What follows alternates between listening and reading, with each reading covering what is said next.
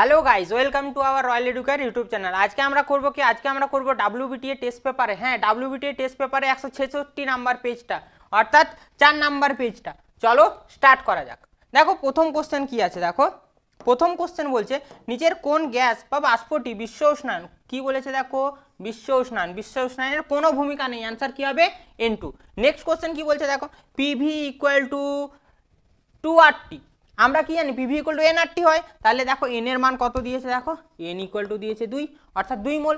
1 মোলে অণুর সংখ্যা কত জানি আমরা 6.022 × 10⁻23। কত মোল আছে এখানে 2 মোল, তাহলে 2 মোলে কত হবে * 2 করে দাও, তাহলে এটা কত আসবে দেখো 12.044 × 10⁻23। তাহলে খুঁজে নাও কোথায় আছে সি। ক্লিয়ার? চলো নেক্সট কোশ্চেন কি বলছে, দেখো নেক্সট কোশ্চেন বলছে এসটিপিতে 24 গ্রাম, কত গ্রাম দিয়েছে 24 গ্রাম, গ্যাসের আয়তন কত আছে 33.6 লিটার। আচ্ছা বাষ্প ঘনত্ব চেয়েছে, দেখো m = 2d, আমার একটা ফর্মুলা কিন্তু আমরা জানি m = 2d, তাহলে d সমান কত হবে দেখো m/2। তাহলে আগে mটা বের করতে, mটা কি আণবিক ভর, আগে এর আণবিক ভরটা বের করে নাও। আচ্ছা 33.6 লিটারে কত আছে দেখো 24 গ্রাম, তাহলে 22 কত থাকবে 22.4 লিটারে কত থাকবে, করো 24 × 22.4 / 33.6। আচ্ছা উপরে দেখো 2 যাবে, নিচে দেখো 3 আসবে, 3 × 8 = 24, তাহলে অ্যান্সার হবে কত 16। বসিয়ে দাও m এর মান, তাহলে d সমান কত আসবে দেখো 16/2 অর্থাৎ 8। তাহলে সঠিক অ্যান্সার কি হবে দেখো অপশন সি। ক্লিয়ার? চলো নেক্সট কি বলছে দেখো লোহার দৈর্ঘ্য প্রসারণ গুণাঙ্ক দিয়ে দিয়েছে, দেখো লোহার দৈর্ঘ্য প্রসারণ গুণাঙ্ক কত দিয়েছে 24 × 10⁻⁶। বলছে আয়তন প্রসারণ গুণাঙ্কের মান কত, তাহলে ফর্মুলাটা আগে আমাদেরকে জেনে নিতে হবে। দেখো আমাদের এটার ফর্মুলা কি হয় আলফা = β/2 আর একটা হয় কি γ/3। আমাকে বের করতে হবে কিটা দেখো গামাটা, তাহলে গামা = কত আসবে দেখো গামা = আসবে এইটুকু পার্টটা নিয়ে নাও, গামা = আসবে দেখো β × 3/2। আচ্ছা 3/2 দেখো না, এর সাথে যদি আমি 3/2 গুণ করি 2 × 12 = 24, 12 × 3 = 36, তাহলে আমাকে খুঁজতে হবে 36 কোথায় আছে, কোথায় আছে অপশানে দেখো 36 কোন অপশানটাই আছে, অপশান হচ্ছে ডি হয়ে যাবে। বোঝা গেছে? আচ্ছা ঘন মাধ্যম থেকে লঘু মাধ্যমে আলোর প্রতিসরণের ক্ষেত্রে চ্যুতি কোণ কত হবে, এটা একটু আমাদেরকে জেনে নিই আগে। এটা ধরে নাও একটা মিডিয়াম, এই পাশটা আছে আমার ঘন মাধ্যম, এটা আছে আমার লঘু মাধ্যম। আচ্ছা আলো ঘন মাধ্যম থেকে যখন লঘু মাধ্যমে যায় তখন অভিলম্ব থেকে কি হয় দূরে সরে যায়। আমার এটা যদি আই কোণ হয় এবং এটা যদি আর কোণ হয়, তাহলে চ্যুতিকোণ কিটা হবে, চ্যুতিকোণ হবে r-i। বোঝা গেছে? এটা হয়ে যাবে কি চ্যুতিকোণ। ক্লিয়ার?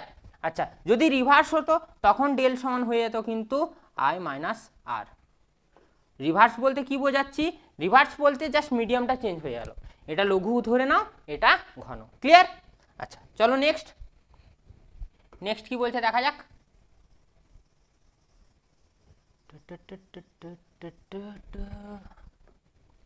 চলো নেক্সট। আচ্ছা এটার অ্যান্সার হয়ে গেল কি r-i। আচ্ছা নেক্সট কি বলছে দেখো যদি কোনো বস্তু, আচ্ছা কোথায় আছে দেখো অসীম দূরত্বে, আমরা কি জানি অসীম দূরত্বে থাকলে কোথায় গঠিত হবে, অবশ্যই ফোকাসে গঠিত হবে। তাহলে ফোকাস দেখো অপশন কোথায়, অপশন দেখো ডি ফোকাসে। আচ্ছা ফিউজ তারের উপাদান কি টিন এবং সীসা। আচ্ছা ফ্লেমিংয়ের বাম হস্ত নিয়ম, দেখো বাম হস্ত নিয়ম কিটা জানতে চেয়েছে, দেখো তর্জনী জানতে চেয়েছে, তাহলে তর্জনী কি ইন্ডিকেট করে, তর্জনী চৌম্বক ক্ষেত্রের অভিমুখ ইন্ডিকেট করে। ক্লিয়ার? আচ্ছা চলো এরপর পারমাণবিক বোমা, এটা সবাই জানো নিউক্লিয় সংযোজন। নিচের মৌলগুলির মধ্যে সন্ধিগত মৌল নয়, দেখো কি বলেছে নয় বলেছে, তাহলে কি হবে এটা ক্যালসিয়াম। আচ্ছা ক্যালসিয়াম বাদেও কিন্তু আরও কিছু আছে, যেমন ক্যাডমিয়াম আছে, পারদ আছে, ওগুলো একটু মাথায় রাখবে। আচ্ছা নিচের কোন যৌগে কেন্দ্রীয় পরমাণু সর্ববিষ্ট কক্ষপথে কটির কম ইলেকট্রন আছে? দেখো 8টির কম। 8টির কম ইলেকট্রন আছে শুধুমাত্র BF3-তে। আরও কিছু কিছু পাওয়া যায়, সেগুলো যদি কোশ্চেন থাকে তখন আলোচনা হবে। গলিত অবস্থায় বা জলে দ্রবীভূত অবস্থায় তড়িৎ বিশ্লেষ্য পদার্থ থেকে প্রাপ্ত ক্যাটায়ন অ্যানায়নের সংখ্যা। দেখো এটা সমানও হতে পারে আবার অসমানও হতে পারে, তাই সমান আর অসমান কোথায় আছে দেখে নাও। এই যে দেখো সমানও হতে পারে আবার নাও হতে পারে, তাহলে এই অপশানটা হয়ে যাবে। আচ্ছা নেক্সট কি বলছে দেখো, অ্যাসিড বাষ্পযুক্ত H2S গ্যাসকে বিশুদ্ধ করার জন্য, আচ্ছা বিশুদ্ধর জন্য ব্যবহৃত হয় NaHS। নেক্সট কি বলছে দেখো, থার্মিট পদ্ধতিতে কাকে দিয়েছে? দেখো অ্যালুমিনিয়াম ধাতু। এটা বিজারক রূপে কাজ করে কিন্তু অ্যালুমিনিয়াম ধাতু, এটা মনে রাখবে। নেক্সট কি বলছে দেখো, অ্যালকিনের বৈশিষ্ট্যমূলক, আচ্ছা এটা দ্রুত বিক্রিয়া ঘটায়। কি বিক্রিয়া বললাম? দ্রুত বিক্রিয়া। চলো নেক্সট কোশ্চেন কি বলছে দেখো, বলছে মিথেন হাইড্রেট কি? মিথেন হাইড্রেট কি? 1 নম্বর কোশ্চেনের অপশন অ্যান্সার কি হবে?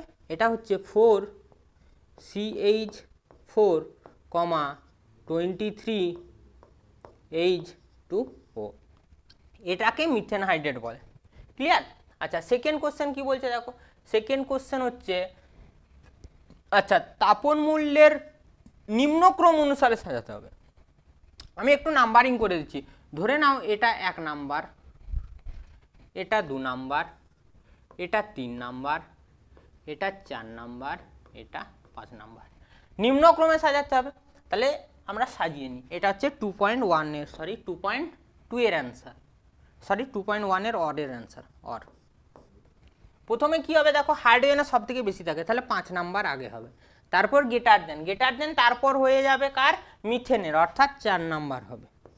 গ্রেটার দেন মিথেনের পর হয়ে যাবে কার? পেট্রোলের, অর্থাৎ এটা কত হবে? 3 নাম্বার। গ্রেটার দেন পেট্রোলের পর হবে কাঠ এবং কেরাসিন, কার হবে? কেরাসিনের, কেরাসিন তেল আমরা জানি। আচ্ছা তারপর কার হবে? কাঠ। এটা হয়ে গেল 2.1 এর। ক্লিয়ার? আচ্ছা তোমরা কিন্তু নোট ডাউন করে নেবে এগুলো, ঠিক আছে? আচ্ছা চলো নেক্সট কি বলছে দেখো, বলছে শূন্যস্থান পূরণ করতে হবে। বায়ুমণ্ডলের যে স্তরে ঝড় বৃষ্টি হয় সেটিকে কি বলে? সেটিকে কি বলে? এটা সবাই জানো, কি বলে? ট্রপোস্ফিয়ার বলে। কি বলে? এটা ট্রপোস্ফিয়ার হবে।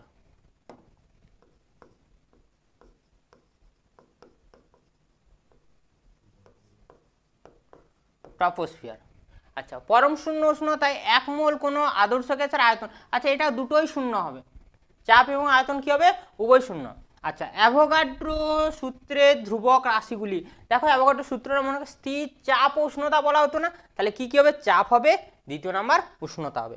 আচ্ছা নেক্সট কোশ্চেন দেখো কি বলছে, আচ্ছা সত্য না মিথ্যে বলতে হবে। আচ্ছা দেখা যাক, ধাতুগুলির মধ্যে তামার তাপ পরিবাহিতা সবচেয়ে বেশি, না একদমই না, এটা হবে না। সেকেন্ড কি আছে দেখো, তরলের প্রকৃত প্রসারণ গুণাঙ্ক পাত্রের, আচ্ছা পাত্রের উপাদান হবে না, কিন্তু পাত্রের প্রসারণ গুণাঙ্কের উপর কিন্তু ডিপেন্ড করে, এটা ভুল আছে।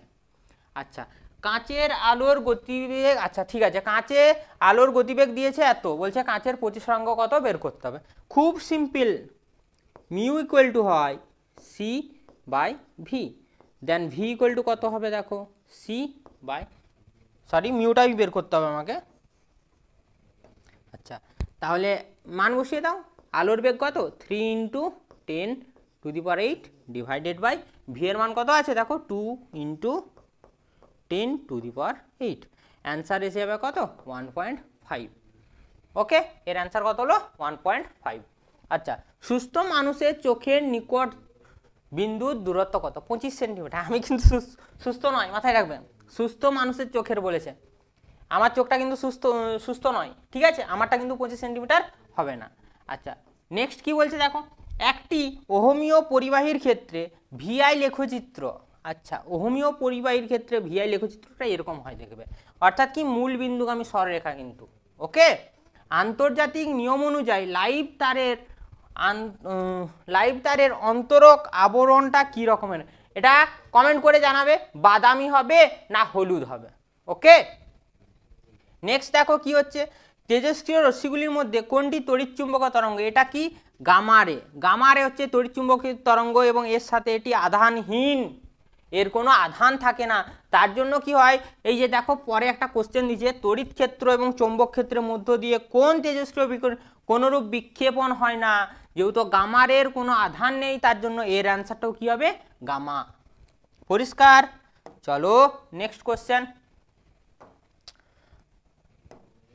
কি বলেছে দেখো। আচ্ছা, মৌলের পর্যায়গত ধর্ম নয়, এটা এর পরেও পাবে তোমরা। তেজস্ক্রিয়তা, ঘনত্ব, এগুলো হচ্ছে পর্যায়গত ধর্ম নয়। আচ্ছা, সব থেকে ছোট পর্যায় কাকে বলবো? প্রথম পর্যায়কে।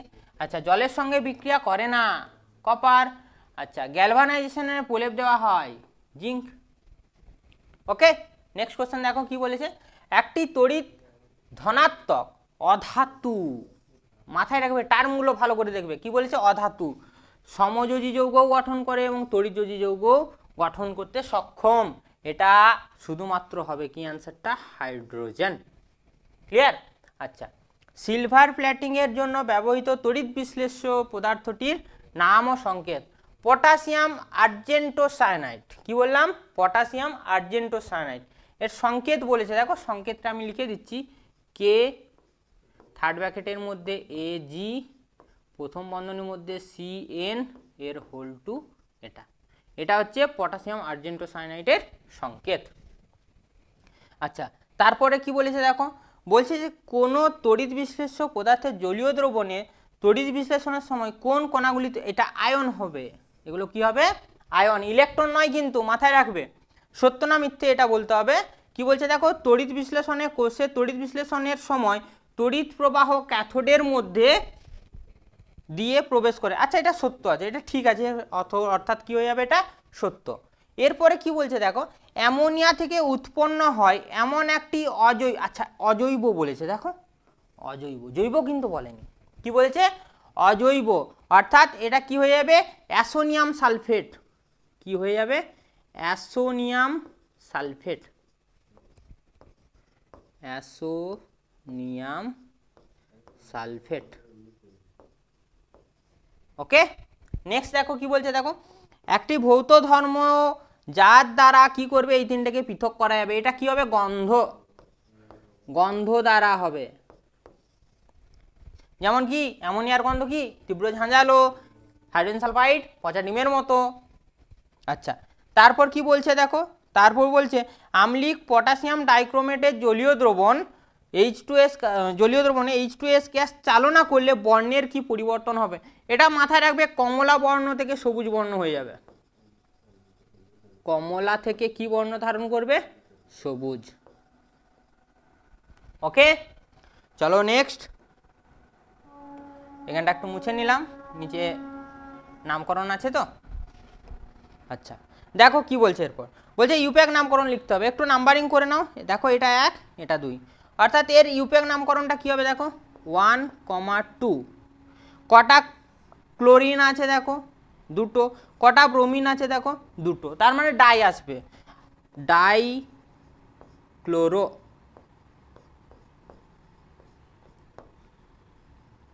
One comma two di bromo ethane. কেন ইথেন হলো? 2টো কার্বন আছে সিঙ্গেল বন্ডে, তার জন্য। আচ্ছা, এর দেখো ইউপ্যাক নাম এরও লিখতে বলেছে। এটা সবাই জানো, এটা কি? Ethanoic acid. এটা কি বলে একে?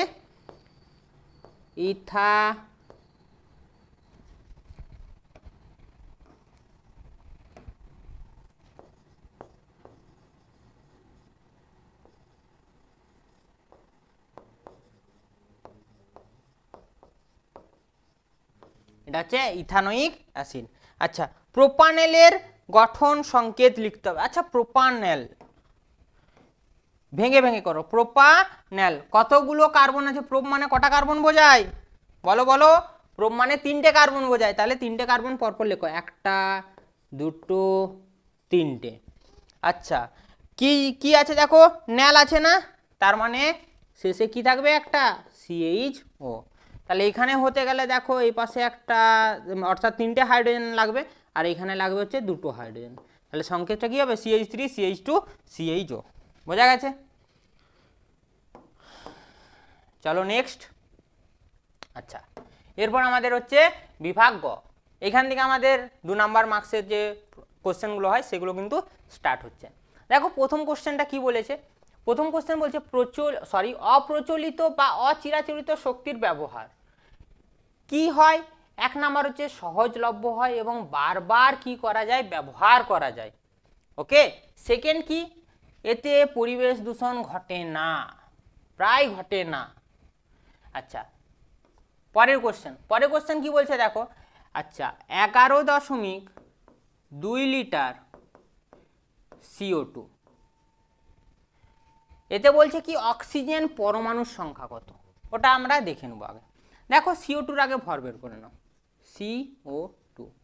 আচ্ছা, কার্বন কত, 12, অক্সিজেন কত, 16। কটা অক্সিজেন আছে দেখো, দুটো, তাহলে ইন্টু 2, তাহলে এটা কত হয়ে যাবে, 12 + 32, তাহলে অ্যান্সার কত আসবে দেখো, 44 গ্রাম।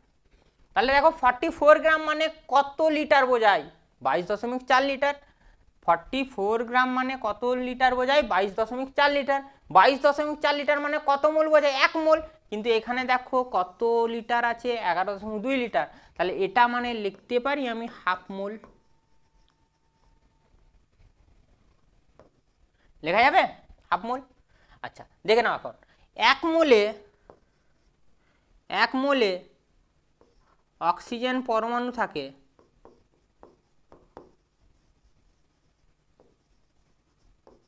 কটা থাকবে, 6.022 × 10⁻23t। আচ্ছা, এখানে কত মোল আসছে, হাফ মোল। আচ্ছা, হাফ মোলে কটা, আচ্ছা পরমাণু বলেছে, ইন্টু 2 হয়ে যাবে, আচ্ছা, হাফ মোলে অক্সিজেন পরমাণু কটা থাকবে দেখো, 6.022 × 10⁻23 × 2 ইন্টু কত মোল দিয়েছে দেখো, হাফ মোল, তাহলে ইন্টু হাফ, 2 2 কেটে দাও, তাহলে অ্যান্সার আসবে কত, 6.022 × 10⁻23। ক্লিয়ার? তাহলে এর অ্যান্সার হয়ে গেল। নেক্সট কি বলছে দেখো, বলছে যে 780 mm চাপ দিয়েছে, দেখো আমাকে একটা চাপ দিয়ে দিয়েছে। আচ্ছা, উষ্ণতা দিয়েছে কত, 0 ডিগ্রি সেলসিয়াস। কিছু পরিমাণ গ্যাস আছে যার আয়তনও দিয়ে দিয়েছে। চাপ, আয়তন, উষ্ণতা মানে চার্লস বয়েলের কিছু একটা আমরা পাচ্ছি আন্দাজ। তাহলে প্রথমে করে নাও, P1 = কত, 780, T1 = কত, 0 + 273, তাহলে অ্যান্সার কত হবে, 273। V1 কত দেখো, 300 দিয়ে দিছে। আচ্ছা, নেক্সট দেখো ওপাশে কি বলছে দেখো, একই চাপে, অর্থাৎ চাপটা কি কনস্ট্যান্ট, এখানেও সেই P1 কত আসবে, 780। আচ্ছা, T1 কত দিয়েছে দেখো, সরি T2 কত আছে দেখো, 273 + 546, তাহলে যোগ করে দাও, 3 6 9, 4 7 11, 1 হাতে থাকে 1, 7 আর 1 8, পরিষ্কার। আচ্ছা, V2টা আমার জানা নেই। এখানে দেখো চাপটা কনস্ট্যান্ট বলেছে না, চাপ যদি কনস্ট্যান্ট হয়, দেখো P1 V1 = P2 V2 হয়, আর একটা কি হয়, P1 V1/T1 = P2 V2/T2 হয়।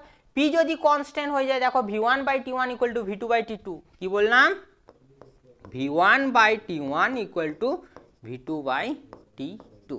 আমাকে বের করতে হবে কি, আমাকে বের করতে হবে V2টা, তাহলে V2 সমান আসবে দেখো T2/T1 × V1।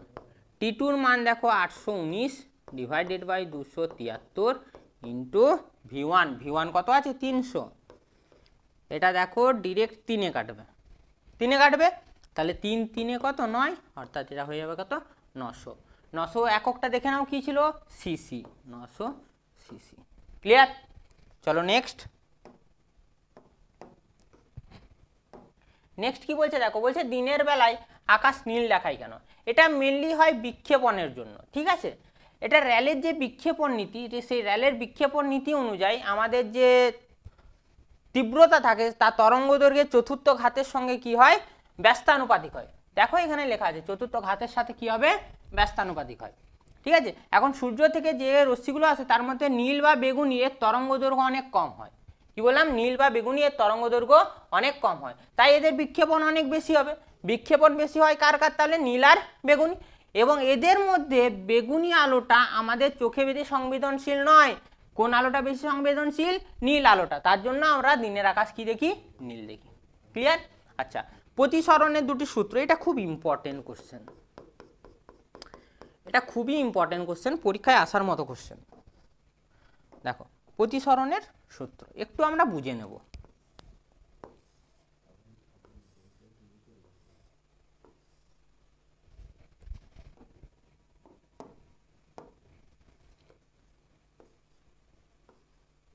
এটা প্রতিফলন, এটা কি প্রতিফলন। প্রতিসরণ কি হবে, প্রতিসরণ হচ্ছে এই মাধ্যম থেকে আলো যখন এই মাধ্যমে প্রবেশ করবে, তাহলে সেটাও আমরা করে দেখে নিই, একটু আমাদের ক্লিয়ার হয়ে যাবে অনেকটা।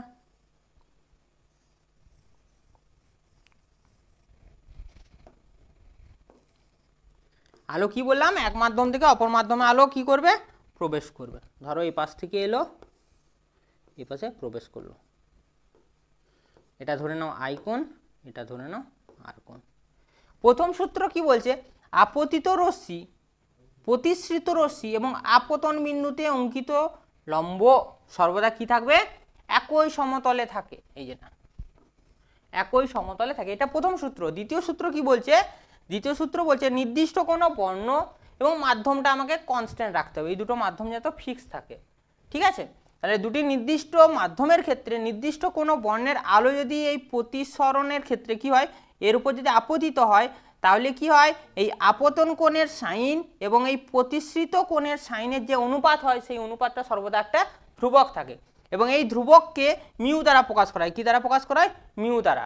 মিউ সমান হয় sine I by sine R, sine I by sine R. এটাই হচ্ছে কি প্রতিসরণের দ্বিতীয় সূত্র। এই সূত্রটা আবার স্নেলের সূত্র নামেও কিন্তু পরিচিত, না মাথায় রাখবে, অনেক সময় ঘুরিয়ে করে কোশ্চেনটা দেয় যে প্রতিসরণের দ্বিতীয় সূত্রটি লেখো, এরকম দেবে না, তোমাকে দেবে হচ্ছে স্নেলের সূত্রটি লেখো। তার মানে আমাকে কি লিখতে হবে, দ্বিতীয় সূত্রটাই কিন্তু লিখতে হবে। ক্লিয়ার তো? চলো নেক্সট।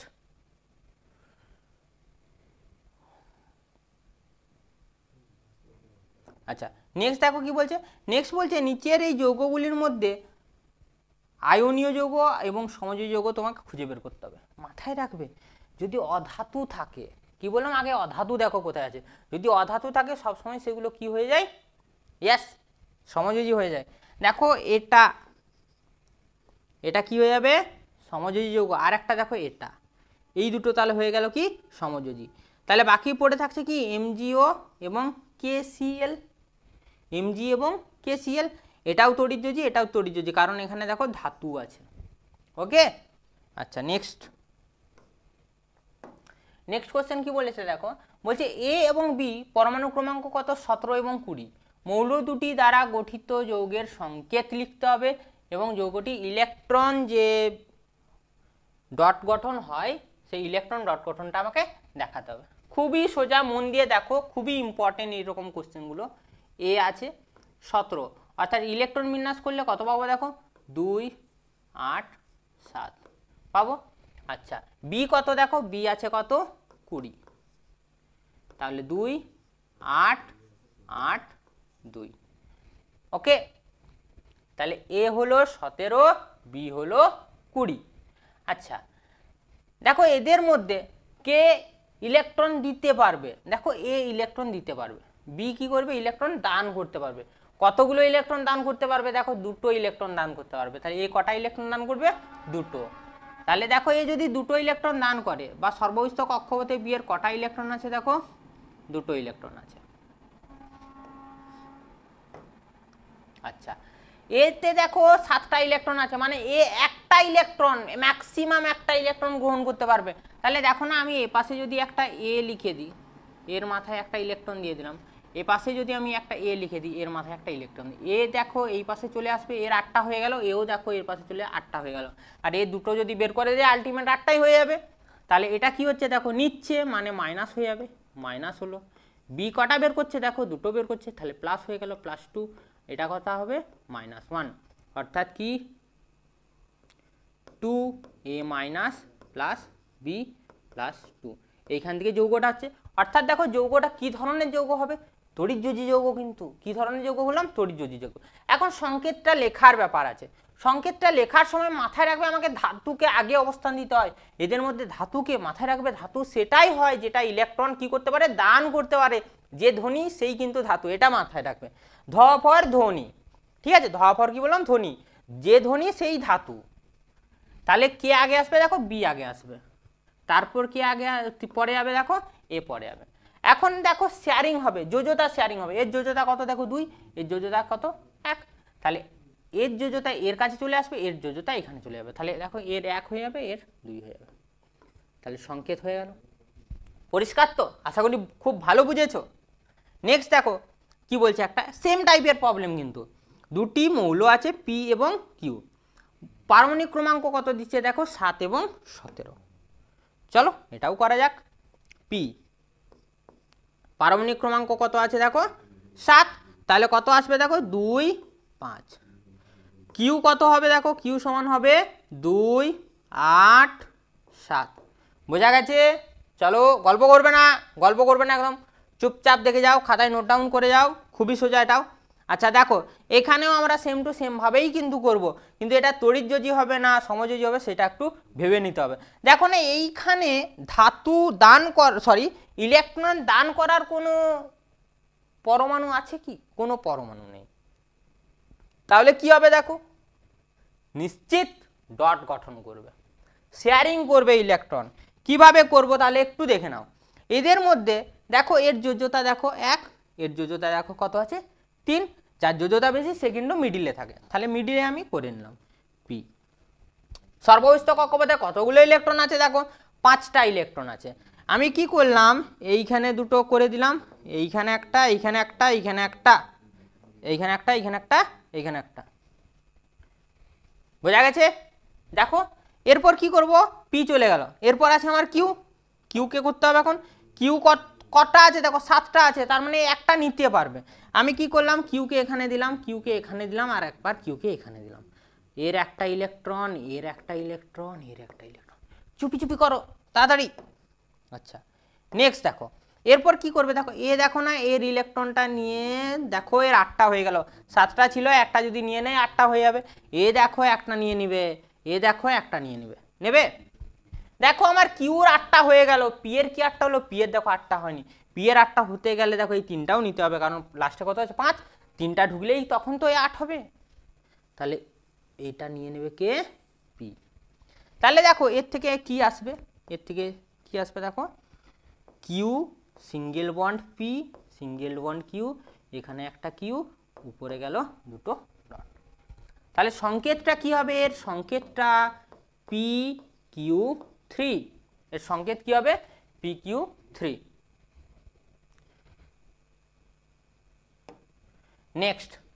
নেক্সট কি বলছে? দেখো বলছে অনুঘটকের উপস্থিতিতে অ্যামোনিয়া ও অতিরিক্ত বায়ুর বিক্রিয়ায় কি ঘটবে তা সমীকরণ সহ লেখো। দেখো অ্যামোনিয়া বায়ুর সঙ্গে বিক্রিয়া করে NO2 অর্থাৎ নাইট্রিক অক্সাইড গ্যাস উৎপন্ন করবে। দেখো সমীকরণ সহ পুরোটাই লেখা আছে, পুরোটা তোমরা নোট ডাউন করে নেবে। এখন দেখো এখানে আর একটা কোশ্চেন 3.8-এ কি দিয়েছে? 3.8-এ বলছে যে তড়িৎ রসায়ন কি ঘটনা? মোর্চে ধরা একটা তড়িৎ রসায়ন, তার একটা ব্যাখ্যা দিতে হবে। দেখো এই অ্যানোড বিক্রিয়া, ক্যাথোড বিক্রিয়া এবং এই মোট বিক্রিয়াটা যদি লিখে দাও তাহলেই কিন্তু অ্যান্সারটা পরিপূর্ণ। আর তোমাদের কিছু এখানে লিখতে হবে না, এই 3টে জিনিস যদি দিয়ে দাও, এই 3টে দিলেই কিন্তু হয়ে যাবে, বুঝিয়ে যাবে এটা একটা তড়িৎ রসায়ন বিক্রিয়া। অর্থাৎ কি? জারণ বিজারণের মাধ্যমে কিন্তু প্রসেসটা সম্পাদিত হচ্ছে, তার জন্য।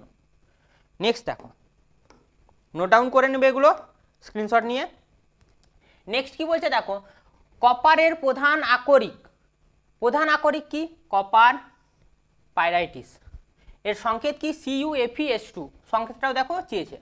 আচ্ছা কপার দ্বারা গঠিত একটি সংকর ধাতু নাম লেখো যেখানে কপারের শতকরা পরিমাণ 4%। অ্যান্সার কি হবে?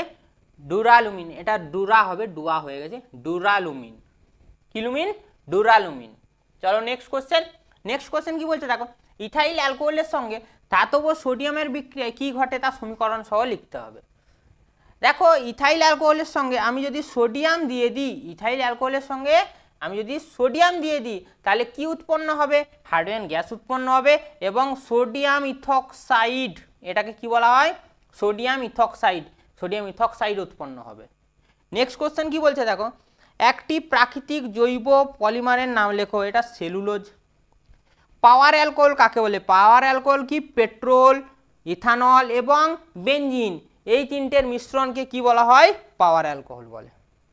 চলো নেক্সট কোশ্চেন কি বলছে দেখা যাক।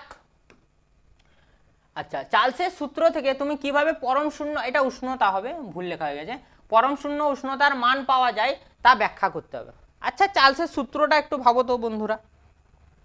চার্লসের সূত্র কি ছিল দেখো, গাণিতিক রূপটা দেখো, গাণিতিক রূপ ছিল VT equal to V not into 1 plus T by 273। আচ্ছা, পরম শূন্য উষ্ণতা বের করতে হবে। দেখো পরম শূন্য উষ্ণতার সংজ্ঞায় কি ছিল আমাদের, যে নির্দিষ্ট উষ্ণতাই ছিল এবং আয়তনটা কত ছিল? শূন্য। তাহলে তুমি আয়তন শূন্য করে দাও না, খুব ইজি। আয়তনটা আমি কি করে দেবো? শূন্য। তাহলে দেখো না, এটা যদি আমি শূন্য করে দিই, শূন্য সমান লেখা যাবে V not into 1 plus T by 273 আসবে। তাহলে দেখো এটা এই পাশে পাঠিয়ে দাও, 0 হয়ে যাবে। তাহলে 1 plus T by 273 equal to 0। তাহলে দেখো টি বাই 273 ইকুয়াল টু -1 আসবে। এটাকে এইখানে পাঠিয়ে দাও, তাহলে টি ইকুয়াল টু কত আসবে দেখো, -273 ডিগ্রি সেলসিয়াস। তাহলে এটাই কি পরম শূন্য উষ্ণতার মান। তাহলে পরম শূন্য উষ্ণতার মান কত? -273 ডিগ্রি সেলসিয়াস অথবা 0 কে কে কে। চলো নেক্সট। আচ্ছা, এখানে আর একটা কোশ্চেন আছে দেখো, মোল কাকে বলে, সংজ্ঞাটা দেখে নিবে, এটা আর বলছি না, ঠিক আছে। আচ্ছা, নেক্সট কোশ্চেন দেখো, এখানে একটা সমীকরণ দিয়েছে। সমীকরণটা কি আছে লিখে নি, 4NH3 প্লাস 5O2 এখান থেকে হচ্ছে কি 4NO প্লাস 6H2O। মাথায় রাখবে, এরকমের যখন অঙ্ক দেবে না, প্রত্যেকের ভর আগে বের করে নেবে, যা যা চাইবে তার ভর আগে বের করে নেবে। দেখো কি কি দিয়েছে, অক্সিজেন দিয়েছে, অ্যামোনিয়া দিয়েছে আর এনও দিয়েছে। তাহলে এই কটার ভর আগে আমরা কি করব বলো তো, বের করে নেব। আচ্ছা, অ্যামোনিয়া 17, 17 চারে কত হয় বলো তো, 68। কত হবে এটা? 68। অক্সিজেন 32, 32 ইন্টু 5 অর্থাৎ 160, 160। এর ভর কত হবে দেখো, 120। বেশি লিখে করছি না, তোমরা লিখে নিবে একটু। আচ্ছা, কোশ্চেনটা এখন কি বলেছে দেখো, বলছে 3.5 গ্রাম অক্সিজেনের সাথে এত গ্রাম অ্যামোনিয়া বিক্রিয়া করানো হলো, বলছে কতটা এনও উৎপন্ন হবে, কতটা এনও উৎপন্ন হবে। আচ্ছা দেখো, আমার এটা 68 লাগছে, এটা কি 68 লাগছে, এর থেকে বেশি লাগছে, তাহলে আমি এটা ধরেই করে কিন্তু ক্যালকুলেশন করবো, যেটা বেশি থাকবে সেটা ধরে করে সবসময় ক্যালকুলেশন করবে, এরকম অঙ্কগুলোই, ঠিক আছে। দেখো 160 গ্রাম O2 থেকে 120 গ্রাম এনও পাওয়া যায়।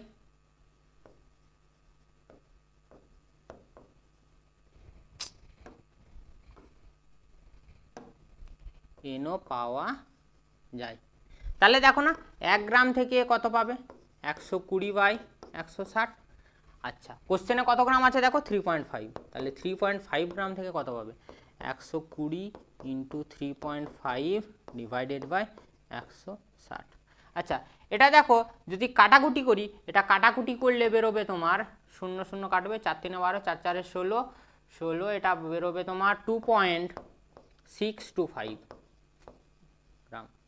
কত আসবে, 2.625 গ্রাম। তাহলে দেখো একটা অ্যান্সার হয়ে গেল। এরপর বলছে দেখো, অ্যামোনিয়া এবং অক্সিজেনের মধ্যে কোনটি উদ্ভিদ, অর্থাৎ কোনটা পড়ে থাকবে। দেখো না, এটা 160 লাগছে, এটা কি 160 লাগছে, লাগছে না তো, তার মানে দেখো এটা অনেক কম লাগছে। আমার যদি এটা 3.5 গ্রাম লাগে, এটা কি আর 3.5 লাগবে, লাগবে না। ওটাই বের করতে হবে, কতটা পড়ে থাকছে সেটা বের করতে হবে। তাহলে আগে আমরা করে নিই কি, 3.5 এর জন্য কতটা অ্যামোনিয়া লাগছে সেটা আগে আমরা দেখে নেবো, চলো। আচ্ছা, 160 গ্রাম অক্সিজেনের সঙ্গে লাগে 68 গ্রাম, তাহলে 160 গ্রামে লাগে কত গ্রাম, 68 গ্রাম। তাহলে দেখো না, 1 গ্রামে কত লাগবে, 68 বাই 160। আর 3.5 গ্রামে কত লাগবে, 3.5 গ্রামে কত আসবে দেখো, 68 ডিভাইডেড বাই 160 ইন্টু 3.5। দেখো এটা ক্যালকুলেশন করলে কাটাকুটি করলে পাবে তোমরা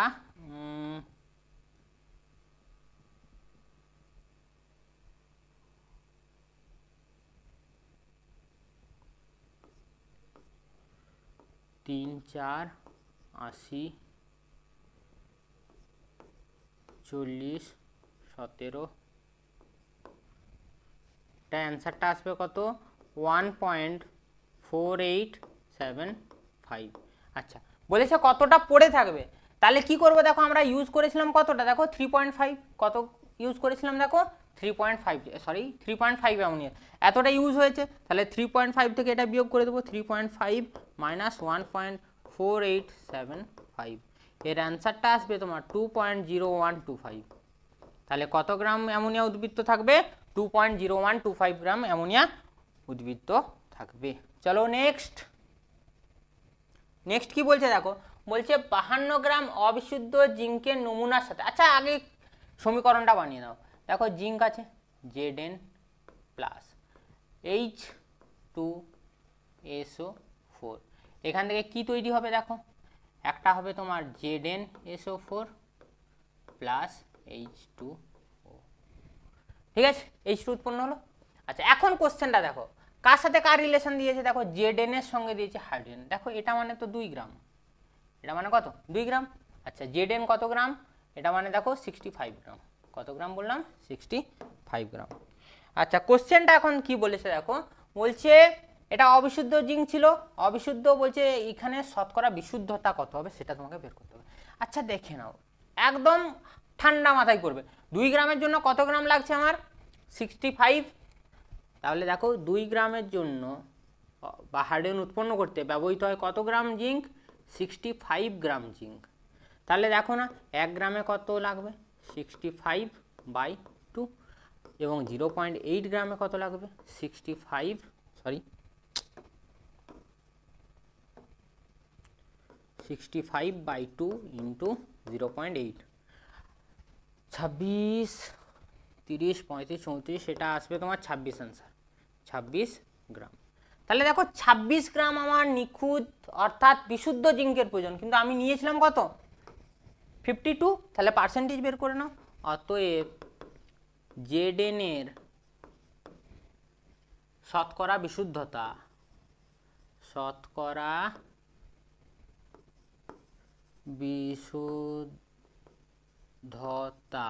সমান 26/52 ইন্টু 100, 26 দুগুণে 52, এটা 2 কেটে দাও, এটা 50, অর্থাৎ অ্যান্সার হয়ে যাবে কত 50%। আশা করি বোঝা গেছে অঙ্কটা। চলো নেক্সট কি বলছে, তরলের প্রকৃত প্রসারণ গুণাঙ্ক এবং আপাত প্রসারণ গুণাঙ্ক কি সেটা তোমাকে সংজ্ঞা চাইছে। দেখো এটা খুব সোজা, প্রকৃত প্রসারণ বলতে কি বুঝি আর আপাত প্রসারণ বলতে কি বুঝি, যে আমরা একক ডিগ্রি পরিমাণ উষ্ণতা বৃদ্ধি করব। দেখো এখানে বলেছে না একক পরিমাণ উষ্ণতা বৃদ্ধি করব, বলে দিছে এই একক পরিমাণ উষ্ণতা বৃদ্ধি করার সময় একক আয়তনে যে আয়তন, অর্থাৎ যদি আমার প্রকৃত প্রসারণ গুণাঙ্ক দেওয়া থাকে, কি বললাম প্রকৃত প্রসারণ গুণাঙ্ক দেওয়া থাকে, তাহলে একক আয়তনে যে প্রকৃত আয়তন, দেখো একক আয়তন, এই যে একক আয়তনে যে প্রকৃত আয়তন প্রসারণ ঘটবে সেটাই কি প্রকৃত আয়তন প্রসারণ গুণাঙ্ক। আর তাহলে আপাত প্রসারণ গুণাঙ্ক কি হবে, সেম টু সেম সংজ্ঞা, দেখো শুধু ওই প্রকৃত জায়গায় আপাত টার্মটা যুক্ত আছে, আর কোনো চেঞ্জ নেই, একটা মুখস্থ করলেই কিন্তু সব অ্যান্সারগুলো এটা দিতে পারবে। দৈর্ঘ্য প্রসারণ গুণাঙ্ক, ক্ষেত্র প্রসারণ গুণাঙ্ক, তরলে আয়তন প্রসারণ গুণাঙ্ক, আপাত প্রসারণ গুণাঙ্ক, প্রকৃত প্রসারণ গুণাঙ্ক, সবগুলো একই রকমের, শুধু টার্মগুলো একটু চেঞ্জ হয়, একটু মাথা খাটিয়ে দেখবে খুব সোজা। কি বলছে দেখো এরপর, কোনো কঠিনের মধ্য দিয়ে প্রবাহিত তাপের পরিমাণ কোন কোন বিষয়ের উপর নির্ভর করে। আচ্ছা ধরে নাও এখানে একটা পাত আছে বা ব্লক আছে, এর ক্ষেত্রফল ধরে নিলাম আমি এ, এখান থেকে এর যে থিকনেস সেটা ধরে নিলাম ডি, এখানে ধরে নাও উষ্ণতা আছে θ1, এখানে আছে θ2, ধরে নিলাম এ পাশ থেকে এ পাশে কিউ পরিমাণ তাপ যাচ্ছে টি সময় ধরে, কত সময় ধরে যাচ্ছে টি সময় ধরে যাচ্ছে। তাহলে দেখো এখন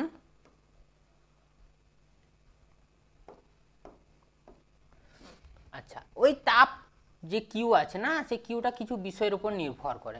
দেখো ক্ষেত্রফল যত বেশি হবে তত বেশি যাবে, অর্থাৎ ক্ষেত্রফলের সঙ্গে কি সম্পর্ক হবে, প্রপোর্শনাল। আচ্ছা দেখো উষ্ণতার পার্থক্য যত বেশি হবে তত বেশি তাপ যাবে, অর্থাৎ কি কিউটা প্রপোর্শনাল টু কি হবে, θ1 মাইনাস অফ θ2। আচ্ছা সময় যত তুমি বাড়াবে ততই তাপের পরিবহনও বাড়বে। আচ্ছা এই দূরত্ব অর্থাৎ এই চওড়াটা যত কম হবে তত বেশি তাপ যাবে, অর্থাৎ দেখো শুধুমাত্র ওই ডি এর সঙ্গে কি হবে, দেখো ব্যস্তানুপাতিক। এগুলোকে যদি তুমি একসাথে মার্চ করে দাও তাহলে কিউ প্রপোর্শনাল টু কত পাবে, দেখো A into θ1 minus of θ2 into T divided by D. আমাকে কিন্তু কোশ্চেনে চেয়েছে কোন বিষয়ের উপর কীভাবে নির্ভরশীল, অর্থাৎ ক্ষেত্রফলের সঙ্গে সমানুপাতিক, অর্থাৎ ক্ষেত্রফল বাড়লে কিউর মান বাড়বে, উষ্ণতার পরিবর্তনের সঙ্গেও সমানুপাতিক, অর্থাৎ উষ্ণতার যদি বাড়ে কিউর মানও কী হবে, বাড়বে। সময় যত বেশি হবে তত কিউর মান বাড়বে। আর একটা লাস্ট কি দিয়েছে দেখো, দূরত্ব, অর্থাৎ দুটি পাতের মধ্যে যে ডিস্টেন্সটা থাকে, সরি দুটো পাতের, একটা পাতের যে বিপরীত দুটো তল থাকে তার মধ্যে যে ডিস্টেন্সটা থাকে সেই ডিস্টেন্সটা ইন্ডিকেট করছে ডিটা। মাথায় থাকবে, ক্লিয়ার? চলো নেক্সট। নেক্সট কি দেখো, নেক্সট কি বলছে, সাদা আলোর বিশুদ্ধ বর্ণালীর প্রান্তীয় বর্ণগুলা কি কি? প্রান্তীয় বর্ণ বলতে দেখো না, বে নিয়া সহ কলা, বে ফর বেগুনি, লা ফর লাল, কি কি হবে তাহলে, বেগুনি লাল। তাহলে এর অ্যান্সার কি হয়ে গেল, বেগুনি আর লাল। ক্লিয়ার? নেক্সট দেখো কি বলছে, যে সাদা আলোয় একটি ফুলকে লাল দেখায়, অর্থাৎ কি ফুলটার রং কিন্তু লাল। এখান থেকে এইটুকু কনসেপ্ট আগে নিয়ে নাও, ফুলটির রং কি আছে, লাল। এখন কি বলছে দেখো, সবুজ আলোয় ফুলটিকে কেমন দেখাবে ব্যাখ্যা করতে বলছে। জানো তোমরা এটা সবুজ আলোয়, কিন্তু আমার ফুলটা কি ছিল দেখো, লাল রং। কি আলোতে দেখছি, সবুজ আলোতে। তাহলে দেখো সবুজ আলোতে যদি আমি লাল ফুলকে দেখি কেমন লাগবে, কালো লাগবে। কারণ কি, লাল ফুল শুধুমাত্র লাল আলোকে কি করবে, রিফ্লেক্ট করে, আর সব আলোকে কিন্তু শোষণ করে নেয়। অর্থাৎ এখানে আমি কি দিচ্ছি, লাল ফুলকে কি রং দিচ্ছি, সবুজ রং দিচ্ছি, তাহলে সবুজটাকে কি করবে, শোষণ করে নেবে। অর্থাৎ ফুলটাকে আমরা কেমন দেখব, কালো, জগতের আলো। চলো নেক্সট। আচ্ছা এখানে দেখো প্রথমে কি বলছে, মানব চক্ষুর প্রধান দুটি ত্রুটির নাম লিখতে হবে। একটা কি, হ্রস্ব দৃষ্টি, আর একটা দীর্ঘ দৃষ্টি। কি কি বললাম, একটা হ্রস্ব দৃষ্টি আর একটা দীর্ঘ দৃষ্টি। তারপরে কি বলছে দেখো, এই ত্রুটি নিবারণের জন্য কি করবে, মাথায় রাখবে দীর্ঘ দৃষ্টির জন্য উত্তল লেন্স ব্যবহার করতে। কি লেন্স বললাম, উত্তল লেন্স। এবং হ্রস্ব দৃষ্টির জন্য অবতল লেন্স ব্যবহার করতে হবে, মাথায় থাকবে। চলো নেক্সট। নেক্সট বলেছে কি, উত্তল লেন্স দ্বারা কিভাবে সৎ প্রতিবিম্ব গঠিত হয় তা চিত্র দিয়ে তোমাকে দেখাতে হবে। আচ্ছা দেখো এটা চিত্রটা। আচ্ছা তোমরা যদি প্রতিবিম্বটাকে দেখো, প্রতিবিম্বটা দেখো বস্তুর তুলনায় অনেক কি আছে দেখো, বড় আছে। 2 নাম্বার দেখো অসৎ আছে, এবং সোজা যেহেতু আছে তার জন্য সমশীর্ষ। এটারও অ্যান্সার কিন্তু এইটা। প্রথমটার অ্যান্সার হয়ে যাবে এটা, এবং দ্বিতীয়টার অ্যান্সার হচ্ছে এটা। চলো নেক্সট।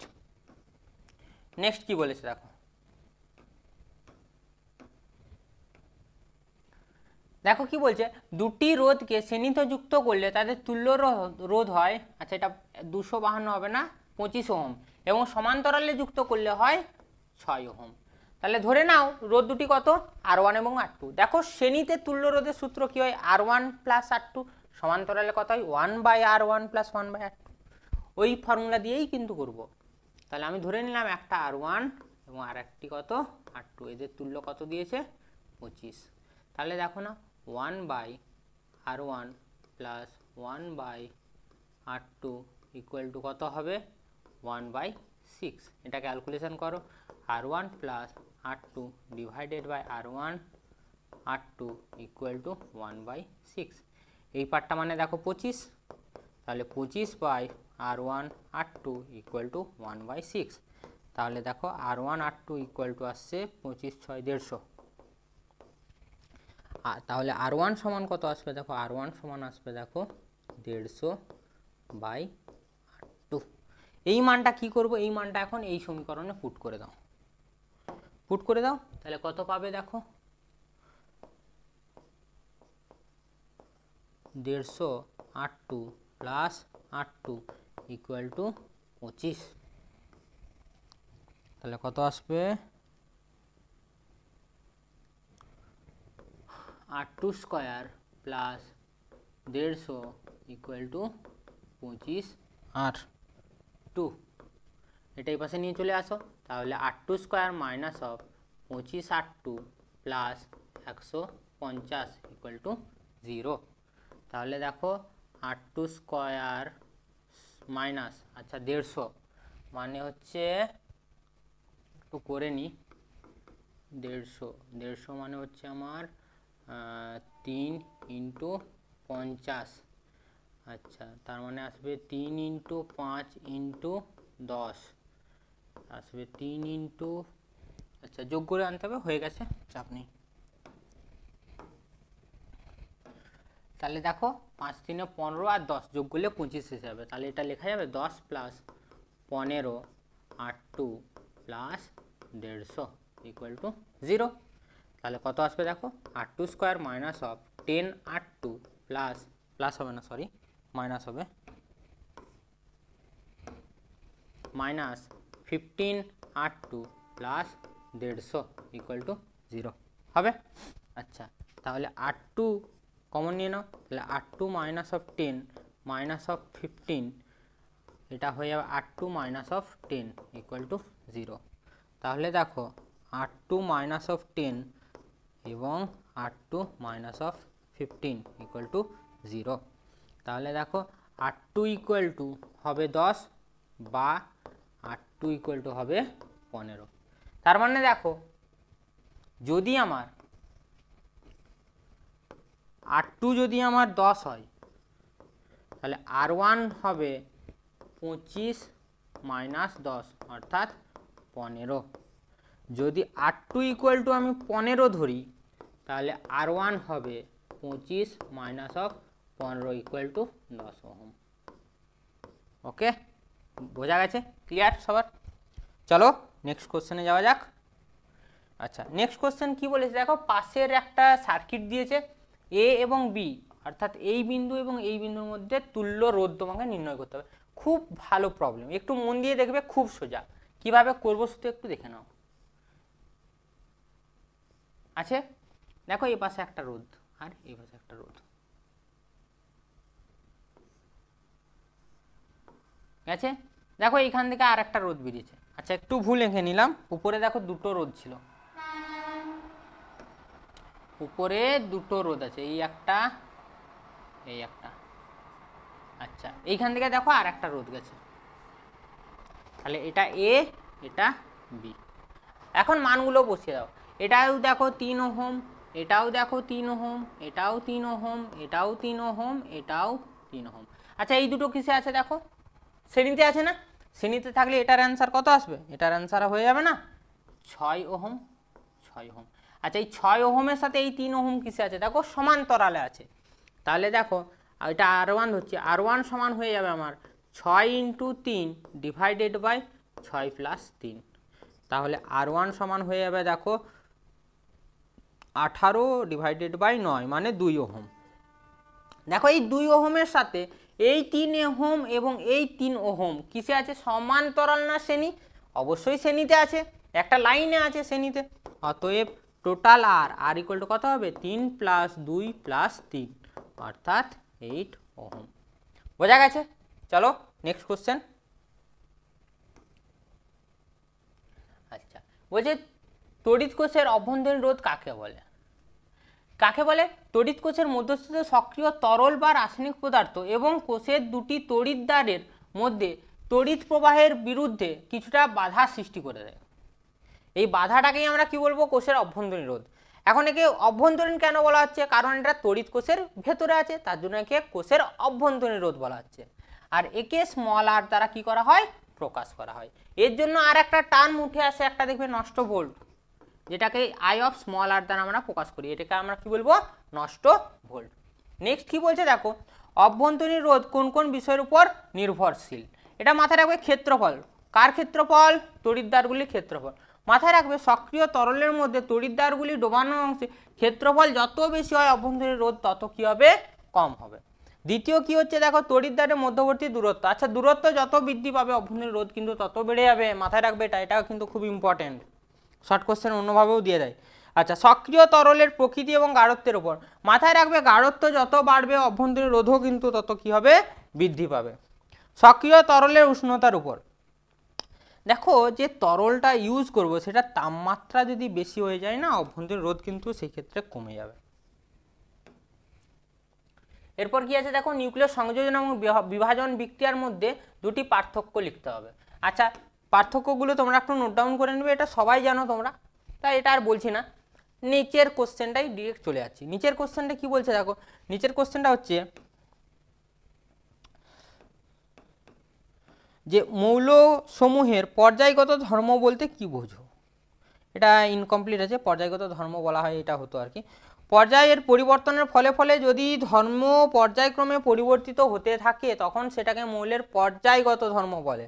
আচ্ছা এখানে একটা কোশ্চেন আছে দেখো, একটি ধর্মের নাম করো যেটি পর্যায়গত ধর্ম নয়। দেখো এটা একদম শর্ট কোশ্চেন ছিল, কিন্তু তেজস্ক্রিয়তা, তেজস্ক্রিয়তা ছাড়া আর একটা টার্ম কি বলেছিলাম, ঘনত্ব। নেক্সট কি বলেছে দেখো, দীর্ঘ পর্যায় সারণীর একটি ত্রুটি উল্লেখ করতে হবে। ত্রুটিটা কি, ল্যান্থানাইডা এবং অক্টিনাইড যে মৌলগুলো আছে না পর্যায় সারণীর যে মূল অংশ আছে সেখানে কিন্তু রাখা যায়নি। ক্লিয়ার?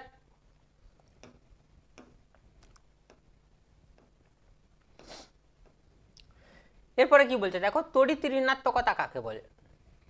এটা মেবি এবছর আসার চান্স আছে, এটা পড়ার মতো কোশ্চেন, কিন্তু ভালো করে মুখস্থ করে রাখবে।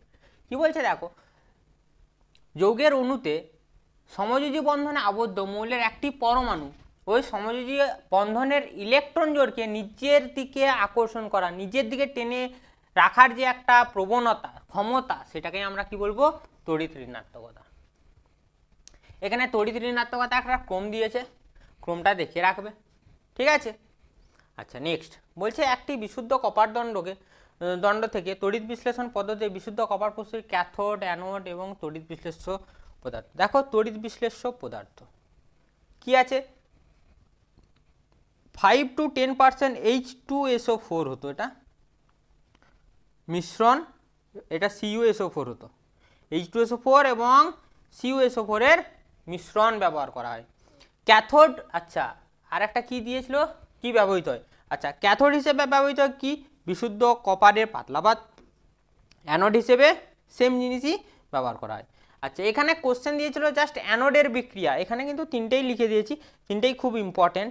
আমাদের কোশ্চেনে চেয়েছিল জাস্ট এটা কি করে, Cu সেখান থেকে দুটো ইলেকট্রন বেরিয়ে গিয়ে Cu+2 আয়ন গঠন করে, এটা অ্যানোড। ক্যাথোড হলে ঠিক এর রিভার্স কেসটা হবে, সেই দুটো ইলেকট্রন কপার গ্রহণ করে কপারে পরিণত হবে। ওকে নেক্সট কি বলছে দেখো, হেবার পদ্ধতিতে অ্যামোনিয়া শিল্প উৎপাদন শর্ত সহ সমিত রাসায়নিক সমীকরণ লেখো। আচ্ছা বিক্রিয়ার শর্তটাই এটা, এক আয়তন নাইট্রোজেনের সঙ্গে 3 আয়তনের হাইড্রোজেনের শুষ্ক মিশ্রণে কত চাপে, 200 বায়ুমণ্ডলীয় চাপে এবং এত ডিগ্রি সেলসিয়াস উষ্ণতায় মলিবডিনাম বা 1% K2O এবং 3% Al2O3 এর মিশ্রণ দিয়ে কি করা হয়, চালনা করে হেবার পদ্ধতিতে অ্যামোনিয়া গ্যাস উৎপন্ন করা হয়। তার রাসায়নিক সমীকরণটা হচ্ছে এটা। ব্যাস এটুকু লিখে দিলেই 3 এ 3। নেক্সট কোশ্চেন কি বলছে দেখো, মিথানল এবং ইথানল ব্যবহার করে একটি প্রভাব লিখতে হবে। মিথানলের ফলে কি হয় দেখো, সব থেকে বেশি যেটা হয়, চোখ থেকে মস্তিষ্কে আমাদের নার্ভের ড্যামেজ করে দেয়, চোখের এবং মস্তিষ্কে যে নার্ভগুলো থাকে সেগুলোকে কি করে দেয়, ড্যাম করে দেয়, যার ফলে আমরা অন্ধ হয়ে পড়ি। এবং ইথানল কি করে, চামড়া এবং চোখের জ্বালা পড়া সৃষ্টি করে, দেখে রাখবে। আচ্ছা এরপর কোশ্চেনটা কি বলেছে দেখো, একটি জৈব পলিমারের বায়োডিগ্রেডেশনের কিভাবে হয় এটা আমাকে বলতে হবে। ক্লিয়ার? কিভাবে হবে দেখো, একটি বিশেষ শ্রেণী বা ব্যাকটেরিয়া পচন প্রক্রিয়ার মাধ্যমে তার উদ্দেশ্য পূরণ হওয়ার পর ভেঙে যায়, যার ফলে কি গ্যাস বেরোয়, এটা CO2 হতো, এটা N2 হতো। জল, জৈব বস্তু ইত্যাদি অজৈব লবণের মতো প্রকৃতিতে উপজাত তৈরি হয়। নেক্সট কোশ্চেন কি আছে দেখো, নেক্সট কোশ্চেন লাস্ট কোশ্চেন এটা আমাদের, একটি জৈব যৌগের আণবিক সংকেত দিয়ে দিছে এত, আমরা জানি না কিন্তু যৌগটা কি হবে। এরপরে সেটা জানার জন্য কি দিয়েছে দেখো, জলে দ্রাব্য এবং জলীয় দ্রবণে NaHCO3 যোগ করলে CO2 গ্যাস নির্গত হয়। দেখো না যৌগটা এটা, NaHCO3 যোগ করলে দেখো না CO2 গ্যাস বেরোচ্ছে, বেরোচ্ছে, তার মানে আমার যৌগটা কি হয়ে যাবে, এটা অ্যাসিটিক অ্যাসিড। নেক্সট কোশ্চেন কি বলেছে দেখো, জৈব যৌগটির সঙ্গে ইথানলের বিক্রিয়া, দেখো এই যে অ্যাসিটিক অ্যাসিডের সঙ্গে ইথানলের বিক্রিয়া ইথাইল ইথানয়েট উৎপন্ন হয় বা এস্টার উৎপন্ন হয়, এটা দেখে রাখবে ফুল। থ্যাংক ইউ, আশা করি ভিডিওটি খুব ভালো লেগেছে, তোমরা দেখো এবং সাথে বন্ধুদের মধ্যেও শেয়ার করে দেবে। ওকে বাই বাই, আজকের মতো, পরের দিন আরও একটি সেট নিয়ে উপস্থিত হব।